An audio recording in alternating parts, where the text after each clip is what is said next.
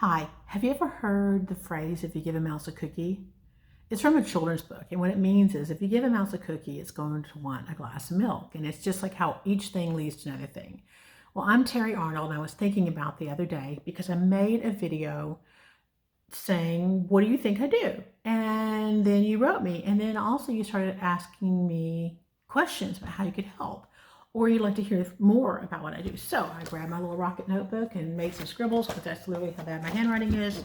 And I took down some notes. And what I'm going to do is on Fridays release a video about what I did that week.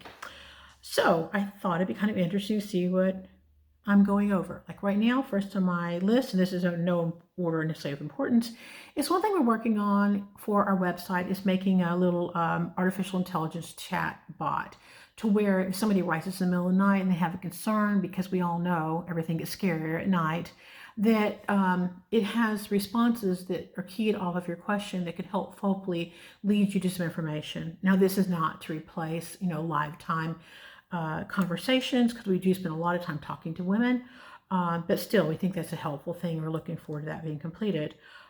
We do have regular Zoom calls, which are valuable, and also I've helped 8 women this week who have written, I call, first point of contact, who may or may not have IBC, but some probably do, and that doesn't even begin to count the hundreds of women probably I've talked to who do have IBC and are asking for help and support. One thing I'm working on is rewriting the staging facts on our 31 facts.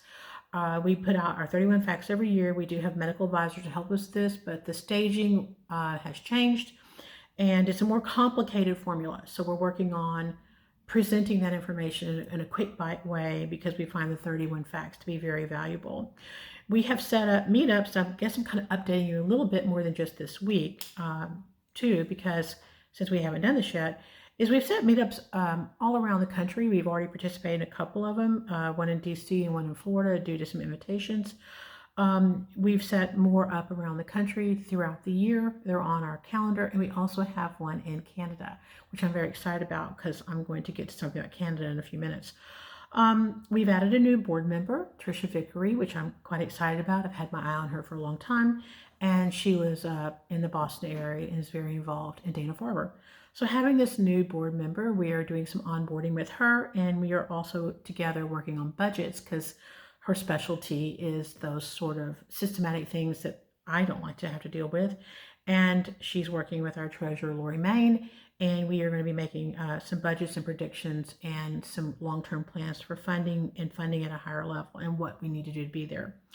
In addition to the meetups, we are working on the ultimate meetup, which is a really big deal to me. And I feel very passionate about it. It is meant to be an opportunity to bond friendship with education and science. So there's not a lot of ways that women can learn about IBC. I mean, that's the whole reason I started the IBC Academy. I know there's more information out there, but still to have a place where you can sit and chat with someone who's had this disease or to have real FaceTime with a researcher is invaluable. And I'm hoping soon we can be launching our graduates from the Learning Academy into some, real field time of working with these researchers. When the pandemic happened and so many things closed down, that was not a good time to bring our Learning Academy graduates into that. So that is definitely on the plans. I'm currently working on the booth for this December in San Antonio. And if you've ever been to a trade show, wow. I mean, you feel like you're at a rock concert. They've gotten so fancy. And we're trying to find ways to make our simple little booth be intriguing and get people to stop and pick up information. Also, for the very first time, so pray for me, I'm a little bit nervous, I'm going to go to ASCO. ASCO is held every year in Chicago. It is the single largest cancer conference in the U.S. About 40,000 people attend, all medical. And one of the reasons I'm going this year for the first time is IBC conversation is coming into that space. So it's appropriate that I start attending those conferences. So I'm looking forward to that. I'm a little nervous. We are also planning fundraisers, which is very important. We are setting up more collaborations internationally. So I just mentioned Canada. As you know, we have what we call separate but equal charities that are in the UK and Australia, and they are completely separate from us in the sense they have their own governance and guidance and their rules for their country. and their own board, but we work together in a very collaborative way to help each other. And so I'm meeting with them actually more soon to talk about how we can be more support back and forth to each other and make sure we're all giving out a very mirrored message to be very effective worldwide. But also we have other countries that are approaching us asking for the same thing. So the part that you typically care about the most is research funding. We did release our first funding this week, which I'm really excited about. It's a small funding. It was just $12,000. But this researcher at the University of Texas is studying skin metastasis and how IBC affects the skin. She needs about $70,000 to do this project over a few years. And she had applied. Dr. Rylander is her name, but we'll be writing about her on our website. She'd applied for a grant from the NIH. They said this is an excellent grant, but we need more discovery science first. Well, that's where she can't get the funds. And so we sent her the $12,000 she requested. We will continue to fund this project over the next probably 18 months. And then hopefully she can be in a place where she can get that larger funding.